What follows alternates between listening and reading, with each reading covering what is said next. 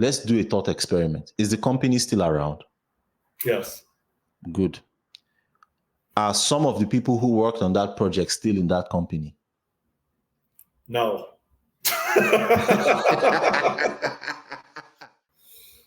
Hey, Yogi. Hey, Scott, how's it going? I am still alive. Asterisk. What's the asterisk for? Yeah, there's things wrong with my body that yeah. Anyways, I did pass my AZ-204 developer solutions certification for Microsoft for Azure. Let me start over. I did pass my AZ-204 Microsoft certified Azure solutions developer. Yeah. I thought I could knock it off in 3 weeks. It took me like 2.5 months. So yeah. I feel like your next certification is not going to be as difficult. I think you probably have an idea of how much effort it takes now at this point, right? Oh no, now I'm just doing half an hour to an hour a day, just learning fundamentals of networking and then progressing. So my sites are on the AZ-700, the networking certification. Yeah. And so I'm just watching networking cartoons on YouTube as if I were a child, and just trying to understand the basics because I'm so green to it. So how did you enter tech? Right, most people who I know that enter tech enter through networking, like getting Cisco certifications, learning about TCP/IP, that good stuff. I entered tech through software testing. That makes a lot of sense.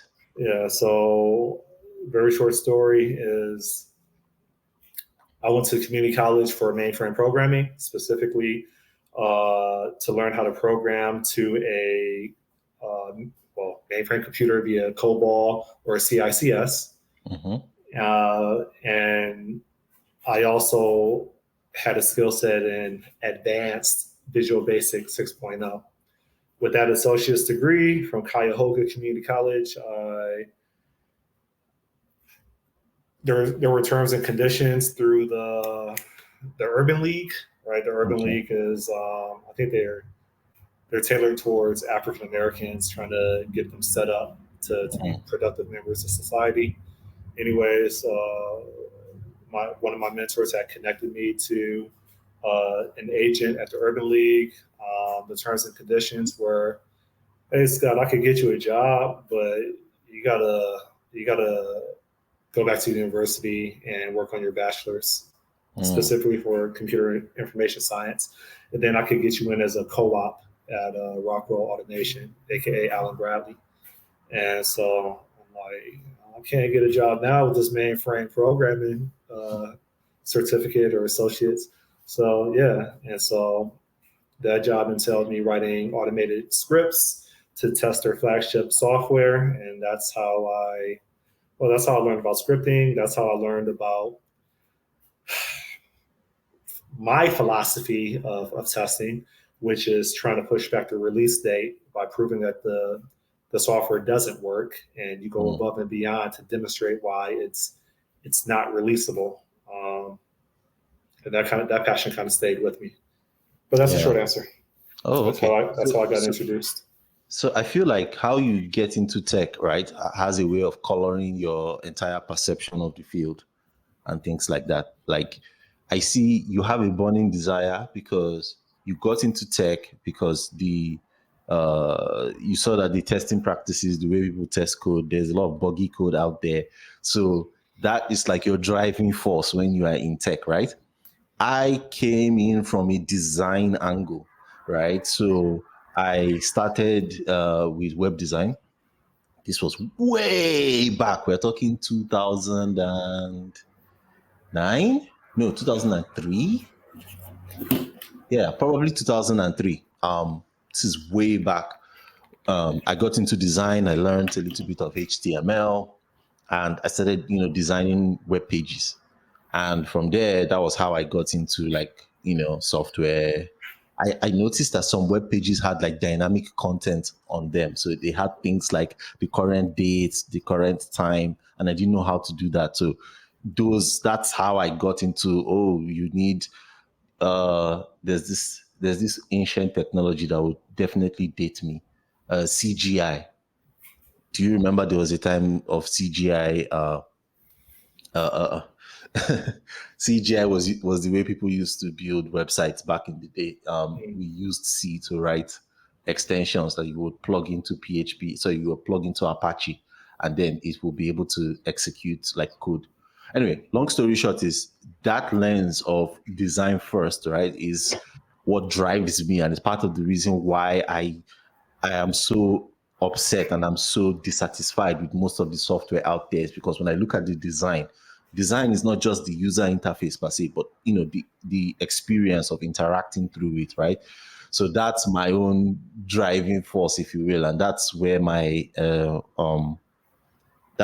passion comes from. And I see the same thing as well for you. But most developers I know, they usually got in through networking. So they usually went maybe learned a little bit of constructing networks in their houses, maybe trying to play LAN games, and they became the network administrator, decided to take it further, learned about Cisco networking, routing, all those kind of stuff before they got into like software engineering, you know.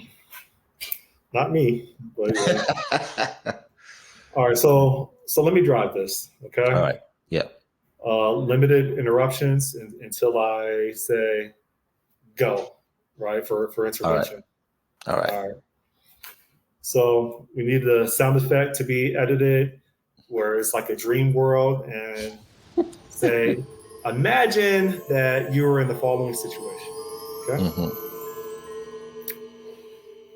You are an architect on well, you have several development teams under you. And you're on a mission critical project.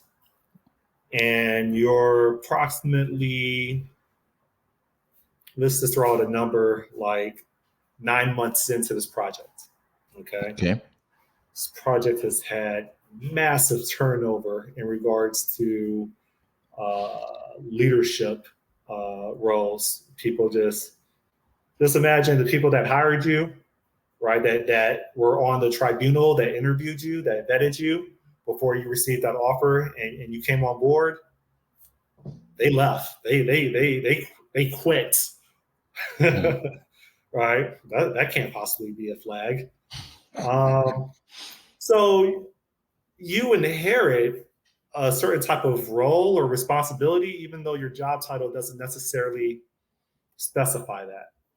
Okay. Mm-hmm. So you were hired as a certain type of architect, but then you become like damn near the architect, like, or solutions architect. And the project is struggling. Mm. There's several teams on the project. There was a decision made that not only are we going to have several teams without truly understanding what the work is, but we're also going to add several more architects to the project, neither of which are like at a higher level. They're all just peers, right? Mm. What can go wrong there? And so what happens is a lot of unplanned work, right? There's a bottleneck with the SRE team. What's the SRE stand for, Odie? Software site reliability engineer. Thank you, because I couldn't think of it off the top of my head, right? So there's a bottleneck with the SREs in which we're doing cloud now. We're doing Azure. In theory, you can provision just like that via PowerShell, CLI. You can go through the portal, which isn't really automated unless you export some resources and then import it. But then you still have to, maybe import a template too in JSON, or you could use Pulumi, right? But yeah, when you have maybe a Fortune 1000 company, maybe, um, they're not fast. And even though the technology may be modern, the culture isn't. Okay.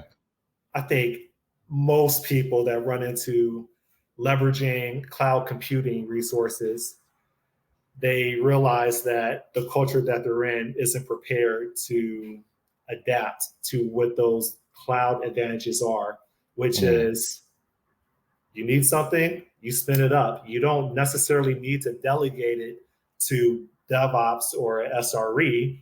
If you, especially when you're just trying to do a proof of concept or iterate on your design, it's quick and inexpensive, and you just get the proof of concept. All right, so there's unplanned work that's creeping in. There's a bottleneck with SREs. There's some mentoring, but it's not that terrible in regards to the mentoring. But it's taking forever to deliver features. And delivering features aren't really because of the competency of the developers. No, the competency is fair.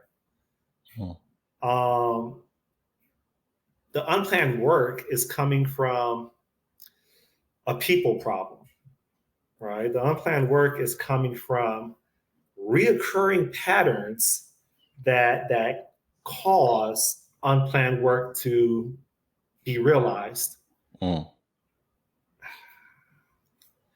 And so when you have so many paper cuts, eventually you bleed out, right? You die. Yeah. There's what happens when you're not able to deliver on time.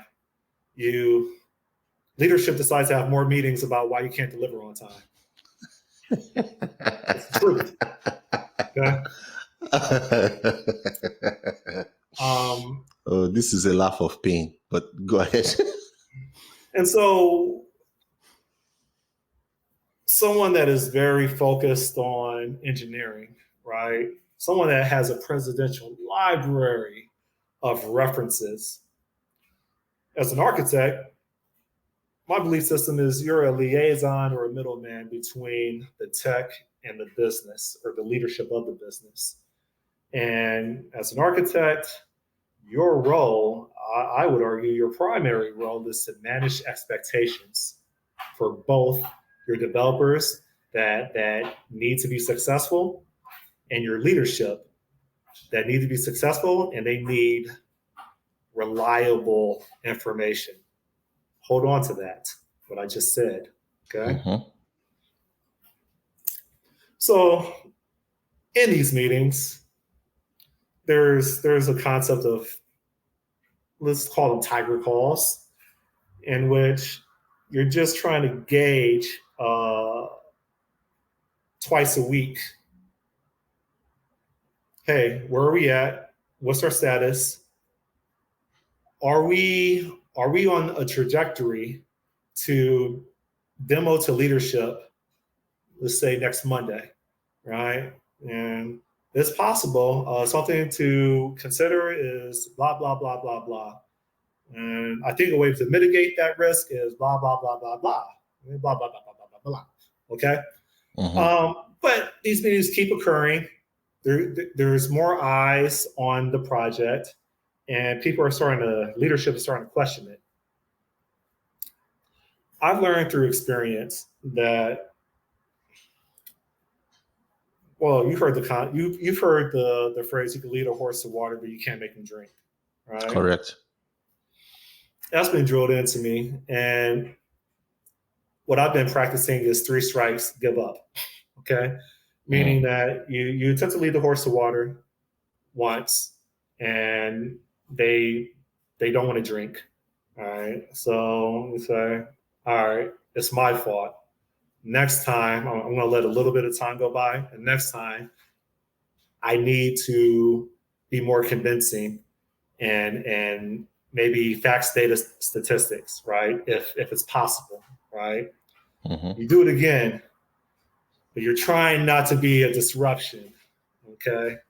You're trying to nudge, and you're trying to be factual about history and why things are occurring. And what would be the probability if we had this in place that it wouldn't occur as much, if not at all?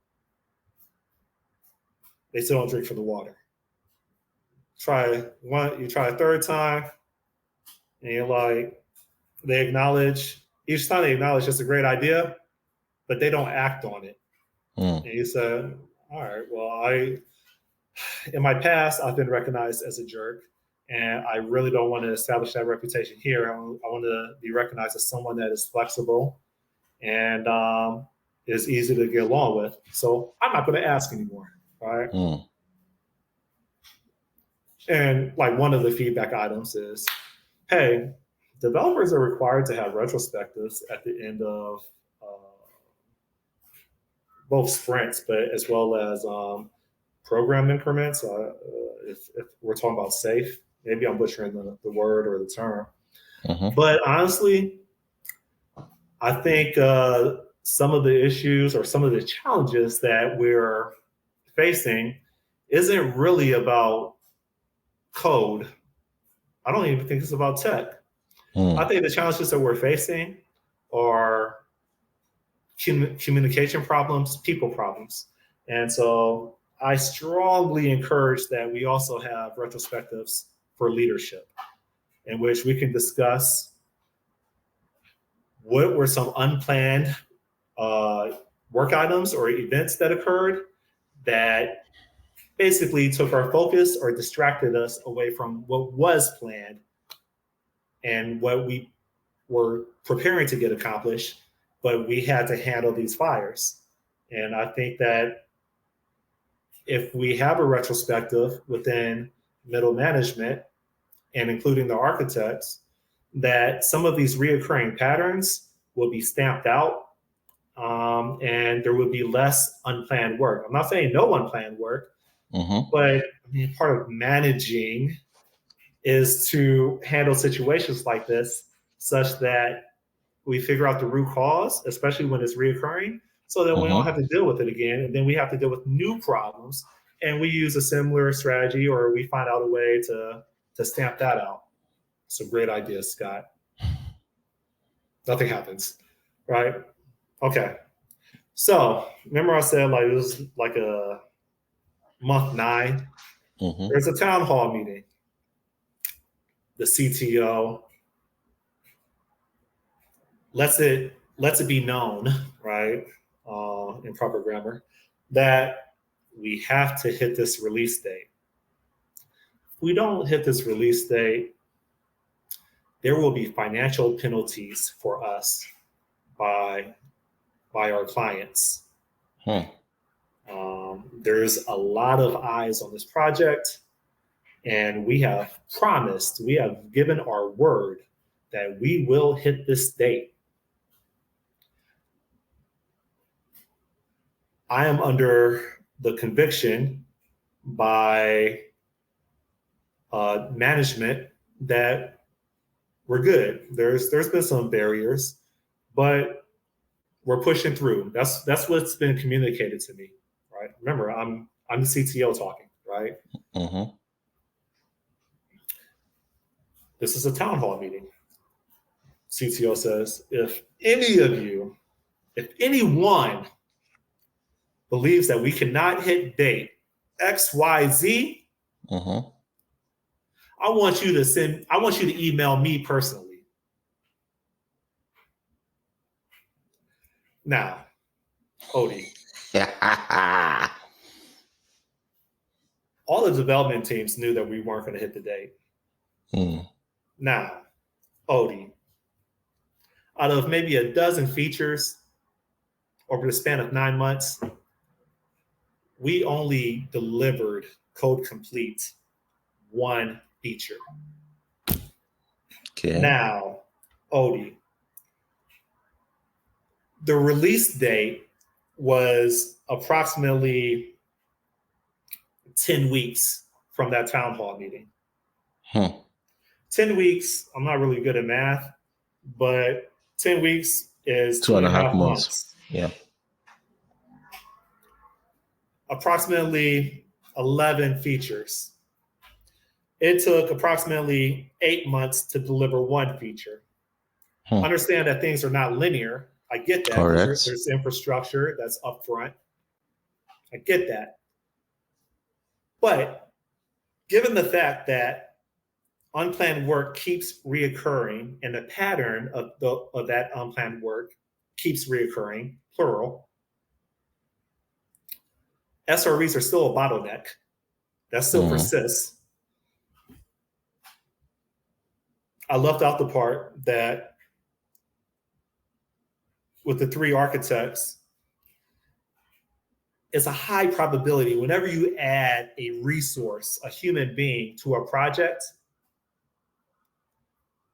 it's a high probability that every single person on that project will try to be relevant to that project, especially the new hire. Why wouldn't they? They're on probation, theoretically. So most people are smart. You got an architect. The architect says, the solution design isn't optimal. In fact, it's going to have maintenance issues long term, and this is why. He made his case. He made his case on an architecture, a design that was already signed off on. But it's understandable that when you hire someone with authority, with influence, someone that is smart, someone that has the ability to think for themselves, they want to contribute. They do. You can't hate on that. Woo, Odie. That disrupted like another 3 weeks that we really didn't have of meeting after meeting after meeting about how the solution can be redesigned. His issue was with the data schema. He was absolutely right. He was. The existing data schema that was already signed off on, it was complex. It was complicated. Complicated, maybe not complex, right? And the design that he proposed, it addressed it. We didn't have time. But it's funny how we made time to like 3 weeks worth to debate like a series of congressional hearings with architects, with middle managers, with leadership on should we throw away the design for how we persist and retrieve data. And at the end of the day, the answer is yes, right? More unplanned work. That might be a one-off, but it was costly. Rewind back to the town hall meeting. The CTO, if any of you sincerely believe that we're not going to hit this release date that we're being held accountable for, and if it's the CTO saying it, you have to take into consideration not just the customers that they answer to, but if you're a publicly traded company, shareholders, auditors, governing bodies. You remember what I said about my role or my interpretation of what it means for me to be an architect? Yep. I'm supposed to manage expectations, right? So town hall meeting was over. Everybody, all the developers, all the managers knew we weren't going to hit that date if things did not change. How do things change if you refuse to have a coming to Jesus talk about how we are performing and why do the events occur that we don't need keep occurring, aka unplanned work? I tried 3 times. I couldn't make them drink, right? So apparently, I mean, one can interpret the downtown hall meeting as the CTO has been informed by middle management that we can't hit that date. It's going to be a nail biter, right? But we can hit that date because we just have to be resourceful. I'm sure that's probably what was communicated. Mm. But the fact that the CTO made that statement tells me that the CTO doesn't necessarily trust the information that he's receiving from the managers below him.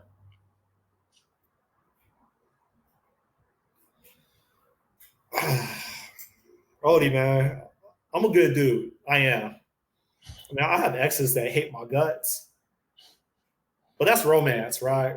When it comes to business and when it comes to people, I try to do the right thing. We're not going to mention the every other month ethics training that's mandatory that both contractors and employees are required to get done. That takes half an hour to an hour of someone's time, right? That was also a factor. Required ethics training, meaning you go through a PowerPoint or a slide deck about all these different case scenarios that are questionable in regards to what's being asked of a person. And then they quiz you on what would be the appropriate way to manage that. Those were the required ethics training courses that even I was required to take every other month. That's another factor. Okay. We go back to the statement again. This is probably my third or fourth time. CTO. If anybody doesn't think that we can meet this delivery on this date, email me personally. Odie, you know my personality type, right? Yeah. I'll tell you, it's hard for me to let a 9 to 5 be a 9 to 5. If something is challenging to me, I will dream about it at night. My daemon threads, my mind is still processing, right? Even if I'm unconscious, right? Mm-hmm. So, day one, his words are echoing through my mind. We're not going to hit this day. We're not. He wouldn't be having that meeting if he had conviction that we were. He wouldn't give that call to action. Maybe I was the only person that listened to it. Mm-hmm. But it resonated and bounced all over my skull. I'm like, I'll let day two go by. Because what I'm running into is, do I snitch? AKA in the corporate world or within government, do I need to blow the whistleblower, right? Mm-hmm.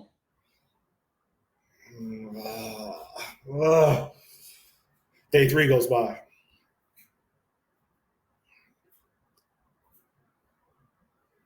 I'm logical. Question. Is there a high probability that this project will fail? If failure means that we're not going to release on the date that we must release on. High probability. Yes or no? Boolean condition, expression. Answer is yes. It's a high probability the project's going to fail. Okay. Next question. If there's a high probability that this project is going to fail,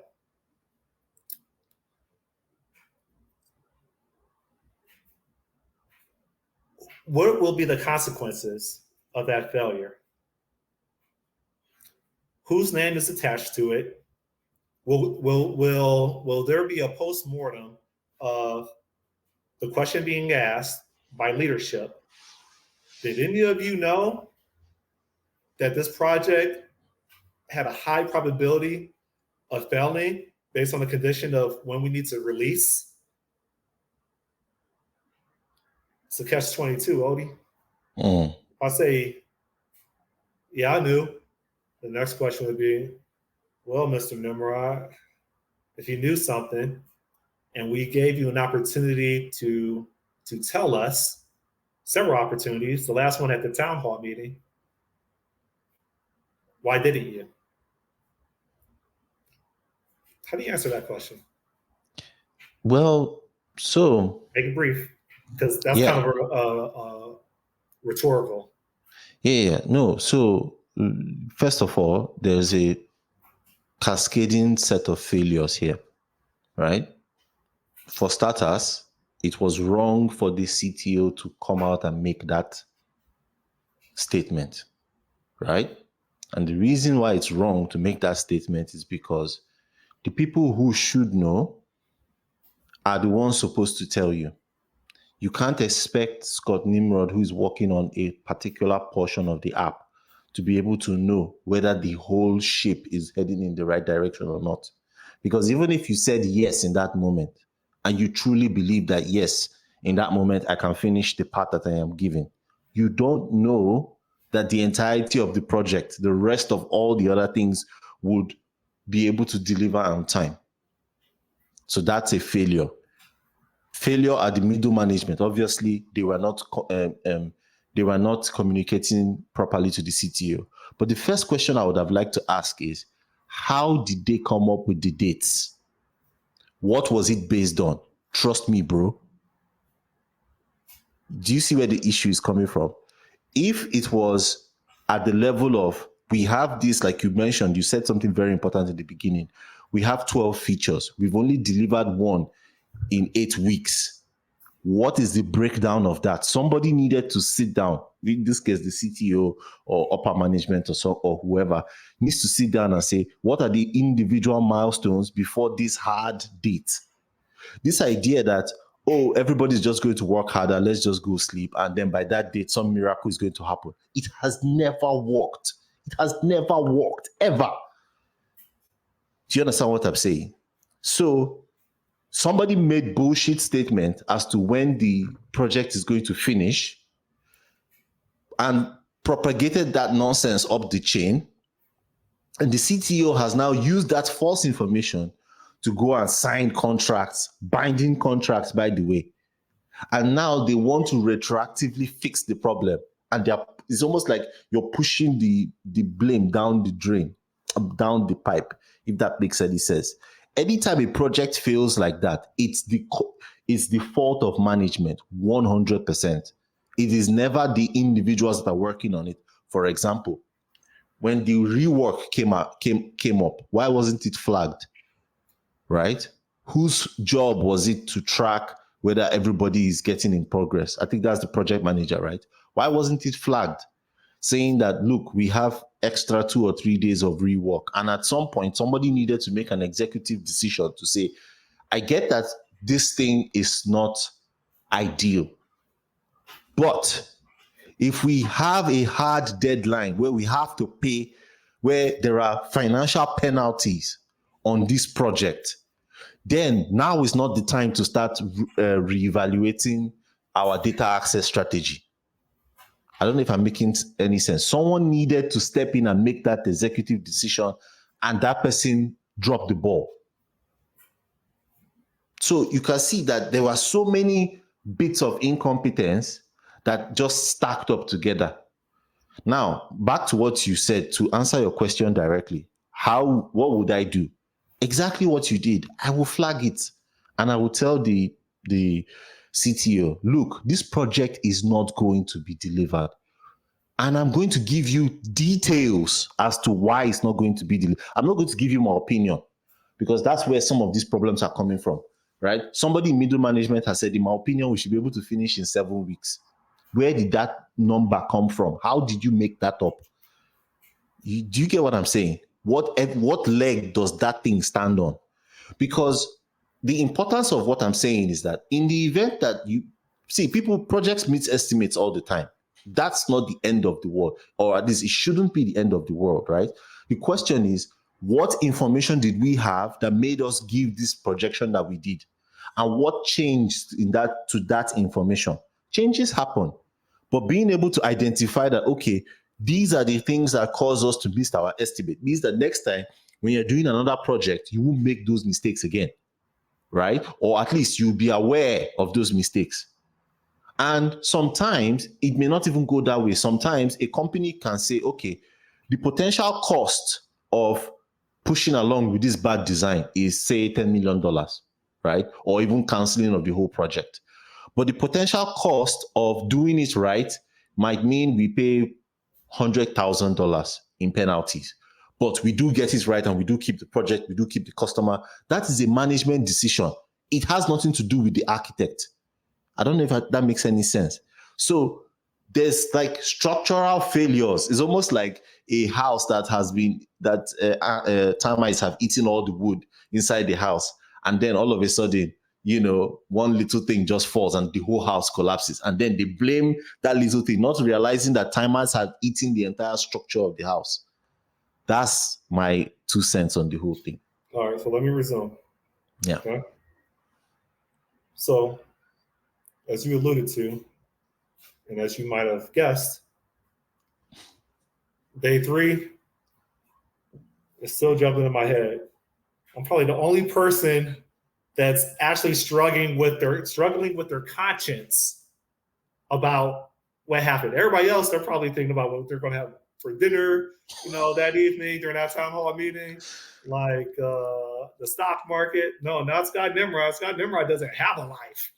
Like software development is his life. He has nothing else, right? Yeah. So I'm marinating on this. And I'm like, calculate.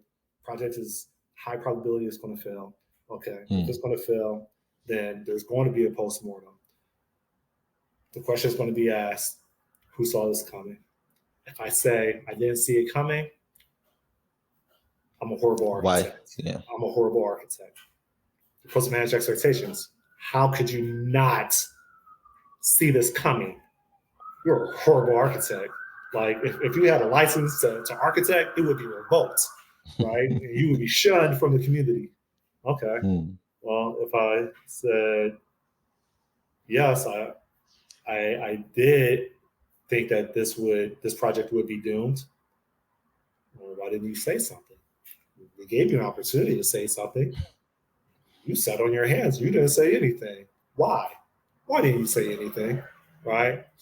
That question would come up. If leadership is willing to do a call to action to the peasants, not middle managers, but the people like below them, right?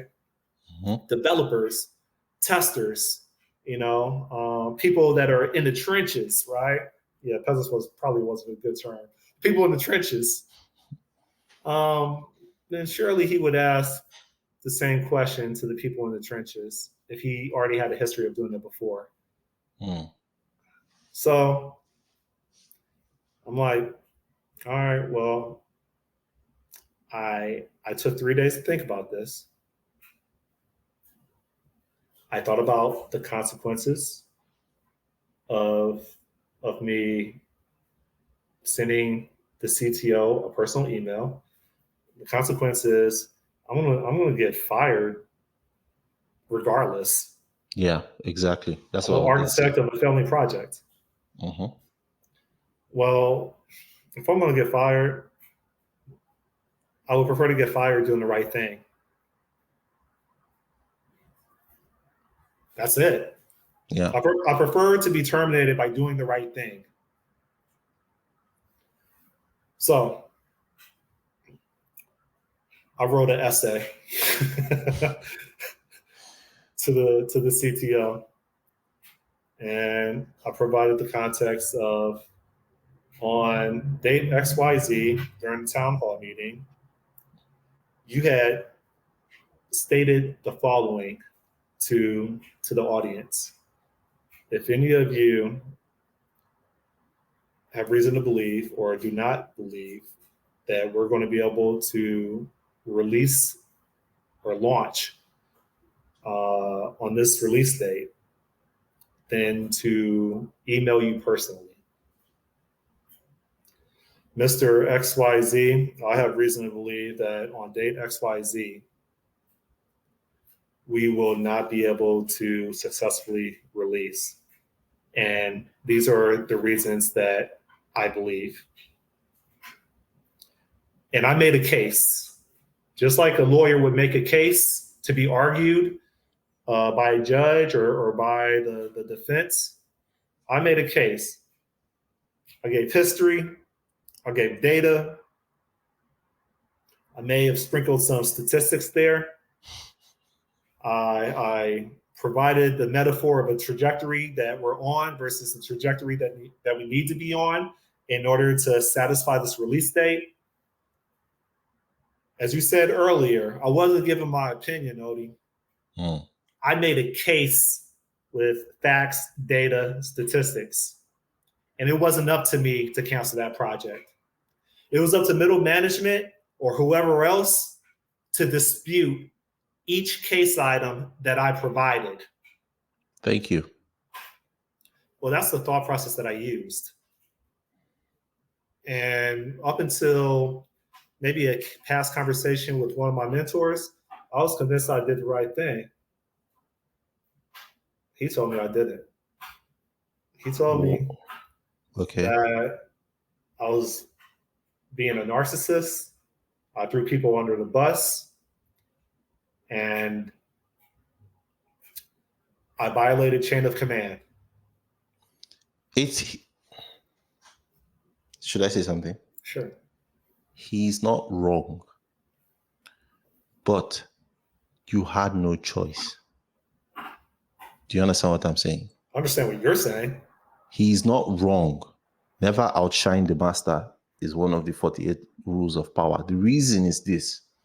When you're doing something, right, and you are so-called bypassing the chain of command, they don't see it as, oh, Scott stepped up to do the right thing. They see it as, Scott is trying to take away my job. That's how they see it from their perspective. So they will feel that kind of way. And indeed, if you had a problem, because the next statement I'm sure that your mentors told you was, if you had a problem with the project, why didn't you escalate it to your superiors? But that's what you did. You get what I mean? That's precisely what you did. Miss, you're out. 3 strikes. So again, it's one of those things where you're damned if you do, you're damned if you don't. You were screwed regardless of what choice you made. If you didn't say anything, you were still screwed. If you did say something, you are still screwed. But at least with the latter, right, there was a possibility, and this is where I'm getting, there's a possibility that it could have been a learning moment for the company, right? They could have all sat down, middle management, top management could have sat down and said, we hate Scott. Scott is a total asshole, but he's right. You understand what I'm saying? But he's right about this. And maybe what he did stings at the moment, and maybe we can give him a warning or whatever. I don't care what repercussions they want to do, but they should have at least acknowledged that this was multiple failures. And you see, when projects fail, is because everybody was playing along. The situation you are in was that bad because everybody else was playing along. All right, so let me resume. Okay. Yeah. So my mentor said, no, Scott. He didn't say it in these words. He basically said, you're being a dick, right? Mm-hmm. As much as you try to play it off as if you're not narcissistic, you are. And this was your get back. I don't agree with that, right? But he does. And that's someone's view of me. Mm. What are the consequences of my decision, Odie? That's rhetorical, right? The consequences of my decision are the following.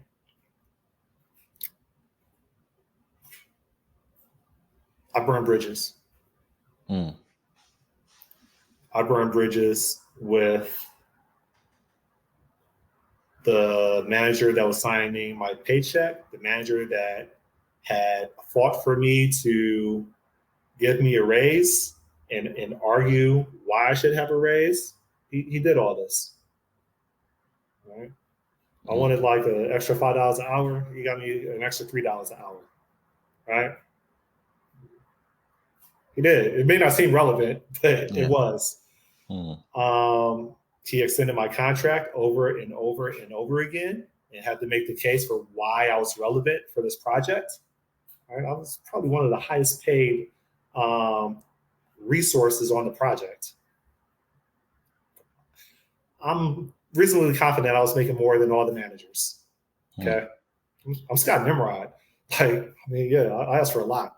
So what else? Yeah, the consequence was I burned bridges with the managers. You know, another consequence, I burned a bridge with my consulting company. I didn't think about that, right? Or I didn't think about it enough. Is, well, the consulting company is billing me at a certain amount. They probably take 20 or 30%. And my rate was nice. So they're probably getting taken care of too, right? So they didn't want to work with me anymore, my consulting company. I can't rely on the managers at that institution or organization to provide me a good reference. I didn't consider that. But Odie, if I did consider that,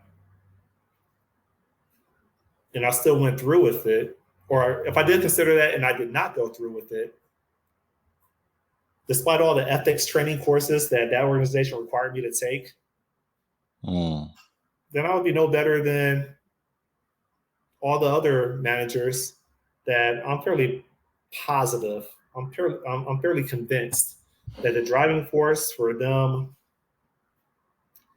not wanting to be 100% transparent was because I was a contractor. They were full-time employees. They had bonuses.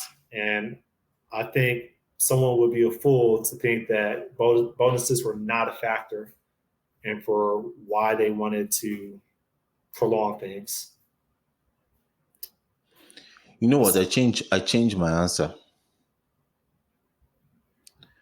The reason I changed my answer is because the context you just provided changes a lot.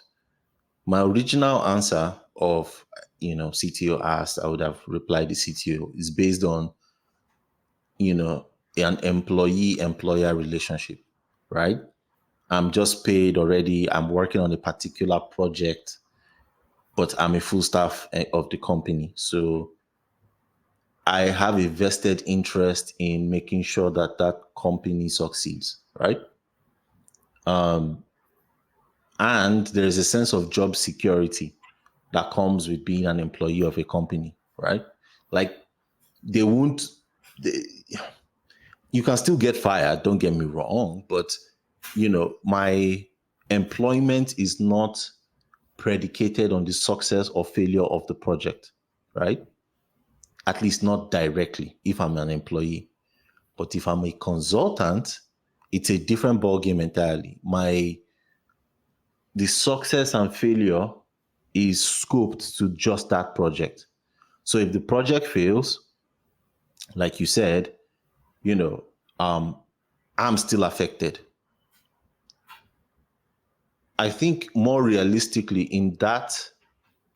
with the context you've given, I wouldn't have messaged the CTO rather. I just wouldn't have. Because this is going to sound crazy. It's not my business. Do you understand what I'm saying? And that's what my mentor was trying to communicate. He said, Scott, what you should have done was as soon as that town hall meeting ended, you should have scheduled a meeting with the mid managers, and you should have chaired that meeting. Said, you people should go tell. There was a directive given by our CTO saying that if any one of us believes that we're not going to hit that date, then to email him personally.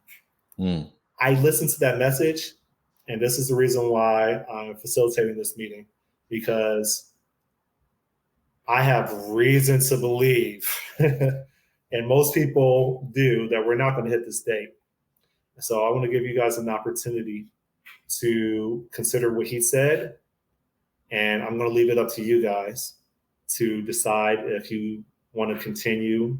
I'm just going to let you guys decide. But I am bothered by what he asked. And this meeting is to let you know that I am bothered. And what he asked compelled me to let you guys know that I don't feel good about this. The meeting gets documented, and it is what it is. That's the approach that he told me is the burden is on them. Yeah. So exactly, because you're not an employee of the company, right? You have to thread carefully. It's something that Jamie Edwards, yes, he mentioned this. He did mention this a lot. And one of the things he said was, it's not enough. What you did was right, but you missed out on the fact that as an architect, there is politics in that role, and you did not play the politics correctly. Like I said, you are not an employee, so you were an outsider, if you will. So when the CTO made that statement, technically you shouldn't have even emailed him. What you should have done was you messaged the middle management and the guys you work with, and you email them that email you should have sent to the CTO, right? With all the details, the postmortem, everything is what you should have sent to those guys. Now, the reason for it is when the inevitable does happen and things, go waywire, and they ask, you were the architect on this project, how come it failed? I asked, you say, yes, I know, but I documented all my concerns back then, and I forwarded it to, XYZ person, and they acknowledged it and they didn't do anything about it. You have shifted the blame from you to that person. Do you understand? So now the onus is on that guy to now bring it up with the management. The reason I bring this up is that there was a project, something similar happened, and one of the guys I worked with at the time did something like what you did, and it was a teaching moment for me, right? There was a particular customer that was I don't want this to take too long, but there was a particular customer that was a very high value customer that was bringing close to 80-90% of no, not 80, but like maybe 60% of the income of the company. And this guy saw that the relationship with the customer was straining. He tried to salvage it, but it didn't work. He spoke with the middle management, and they just told him, sit down one side. You know what he did? He crafted an email, right? Knowing what was going to happen, he crafted a very clean email and forwarded it to the middle management. I just kept quiet. Then when the customer canceled the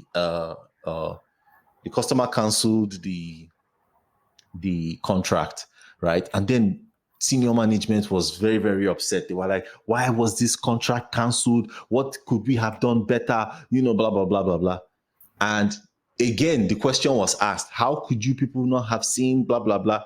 He came up and said, after he allowed everybody talk, he came up and said, I knew this was going to happen. And in fact, I notified XYZ person. This is the email I sent. He projected the email. It was like a slam dunk and something like that. And at that point, it was like pouring a cold shower on everybody there. Everybody, all the management were quiet. So Odie. Yeah. Have you ever attempted to start your own business? Yeah, I have.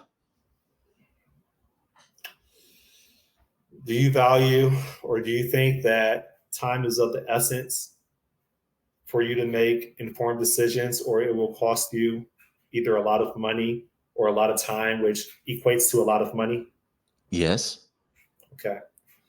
Somewhat game theory, Odie, right? I hope I'm not butchering that concept, but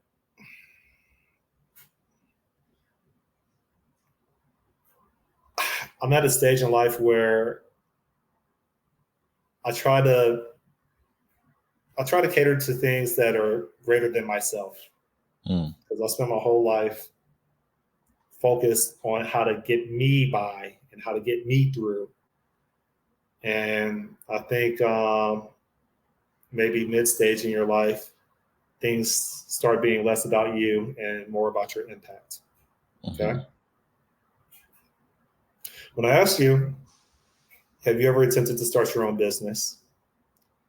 Hopefully you can empathize or sympathize with the idea of who is at greater risk? Mm. Is it the corporation that's a publicly traded organization? Is it shareholders? Is it customers? Is it partners of the business that are cooperating towards an end goal? I try to dig deeper. It's my job to calculate, to make informed decisions. And I'm not trying to be right, but I am trying to shine a different perspective. If someone reports something early that instead of waiting another 10 weeks for what's highly probable and inevitable to incur, does that have any impact? One is we know how much money, well, we can say that if you have, let's say, 20 developers divided by like 4 or 5 teams, you have 3 architects, you got like 3 managers, maybe 4, you got 3 product owners, you got a delivery manager that reports straight up to the CTO. It's a lot of money, but also there's business objectives that are usually tightly coupled to dates that people are hedging their bets on, that they're making informed decisions on. Scott, should I care about that? No. As someone that tries to run his own business? No. Okay, it's outside of my scope. Exactly. See, I'm on your side. I get where you're coming from. And quite frankly, I think you did the right thing. But I think you did the right thing in the wrong place. There's a statement. It's unlawful to be a lawful person in a lawless society. That means that if the rules are chaos, you can't be someone that organizes things. You become the chaos. Does that make sense? If the culture in the company is chaos and you come in and try to enforce order, then you are, from their perspective, the source of their own chaos. Does that make sense? Well, it just seems like it's contrary to leading by example.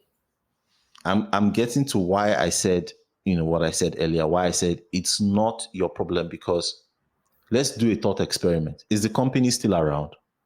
Yes. Good. Are some of the people who worked on that project still in that company? No. Okay, fair enough. You know you got to use that as the preview clip for this session. Sure. Yeah, definitely. Okay, fine.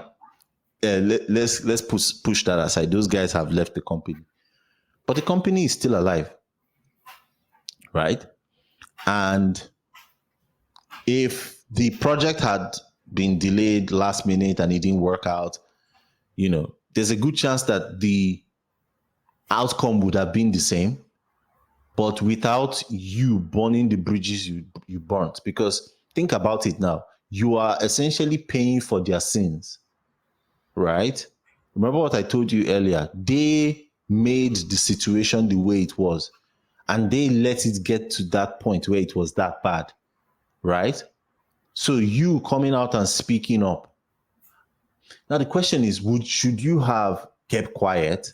I wouldn't say keep quiet, but I would have said don't try to, because what you did by messaging the CTO was you got involved in their politics.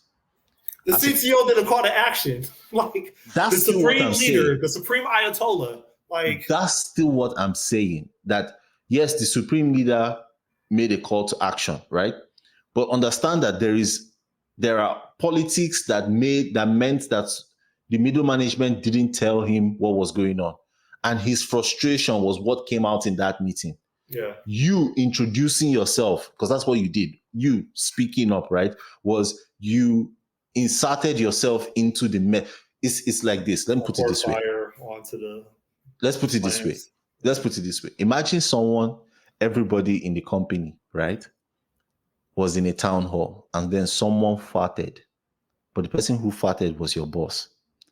And then the CTO or the Ayatollah is like, I'm smelling a serious fart. Who farted? Right? And everybody's like, what fart? What? We don't know what you're talking about. And then you say, it's him. That's what you did. That's literally what you did. Like, my point is, you are right. You aren't wrong for saying it, right? But by pointing it out, you became the lightning rod for it. Let's just say that what makes your decision wrong has nothing to do with the tech. It has nothing to do with the um it has nothing to do with what happened, the situation. It has everything to do with the politics of the organization you were in. There is a statement that I always remember. They say that the avalanche has started and it's too late for the pebbles to vote, right? Because it's the same thing. The project was an avalanche that was crashing, right? You coming out and saying, you know, this plane is crashing meant that you were now you kind of inserted yourself in, and that's why your mentor was saying you're a narcissist. But I don't believe those things because I feel like he was hurt from that incident and he is now projecting his hurt on you, Yeah, that would make right? sense. Yeah. Yeah, so if he's hurt, of course he will say that. But I don't believe, being a third party, I have no dog in the race. I don't believe that's the case, right? Someone had it. Okay, what if it wasn't you? What if it was someone else that came up and told the CTO? Would it have made any difference in the outcome? No. So him saying that you're a narcissist, it doesn't really make sense. But the point I'm getting at is that is that you were a consultant, you were a third party, and you quote unquote inserted yourself into their business. And that's what I feel like caused all this craziness. Because let me give you another example. Now, when Remember what I companies like said at the beginning of this conversation? Mhm. It's expected that every person on the project tries to be relevant to the project or Yeah. tries to be relevant to the business. Mhm. Yeah. So that was me trying to be relevant to the business. So Yeah, yeah, it's what it is, man. it was messing with my conscience, and it looks like there is probably a better way that could have maintained ties, still protected myself, and still voiced my opinion, even if people would have still been hurt sooner Correct. So you see this or from later. you see this from professional consultancies like PwC and things like that. When they work with Nigerian companies, right, especially Nigerian government is very corrupt. One of the things they do is they protect themselves using this thing I just talked about, where they have all the data, they put all the statistics, they make sure that everything on their end is clean, right? And then they send it to the same corrupt institution that hired them in the first place. Now, the reason for this is that when probes and things come about and they said, but PwC was your consultant and you people claimed that this, that. And then once they try to sue PwC will come out and say, this is what happened. This was the details. Look at all the emails we sent, see all the documents. So, I a worked there third party, before. yeah, exactly. A third party observer will be like, so if you knew all this, why didn't you come out and say it? It wasn't their position to No, I'm say. saying no. I literally worked at PricewaterhouseCoopers. Oh, for real? Yes. Nice. Yeah. Nice. So I'll use anyway, them as a scapegoat. So yeah. So anyway, the point I'm getting at is that what was there was a failure, a structural failure, but you trying to organize them meant that you were the chaos, right? Because I bet you that part of the reason why they are so upset is that there are some middle management there that knew perfectly well that this project was going to sink. But in their mind, they were like, as long as everybody keeps their role and nobody says anything, we may be able to have this edge case, or, they're looking at this Hail Mary thing they want to do, or Hope is not a strategy. It's the true, quote that the CTO used. true. But did you see the link I sent on X, about how about how they were doing a demo? So the demo was like, here's the advanced security, and they just played a video for the client, and the client put his hand on the TV, and then the video just played, and it was like, oh, this software that the client is interacting with is doing all kinds of things, whereas it's just a video, and anybody who is savvy enough could tell that it's just a video, you know. Mm. So it's possible that maybe on demo day, the plan from middle management was we will just use Figma, create some mock-ups that only certain buttons work in certain ways, and use that to bamboozle the client or the customer. Now, I'm not justifying these things. I'm just telling you the kinds of thought processes that people like that go through sometimes, right? And how you speaking up and saying the truth just messed everything up for them. Make sense? It makes sense. Let's end it on that note. Yeah. All right. Okay. So if you guys enjoyed it, I know this conversation was a lot longer. This is like an hour plus. If you enjoyed it, please give a like, thumbs up. Let us know in the comments what you guys think. What would you do in this particular situation if it was you as well? And let's hear what you have to say about it. And in fact, if you even have a YouTube channel, maybe this can be a candidate for a reaction video based on the story that I gave. I'm Yeah. curious, in hindsight, how you would view, narrate, and manage that situation. So, yeah. Yeah. All right, man. So, bye bye.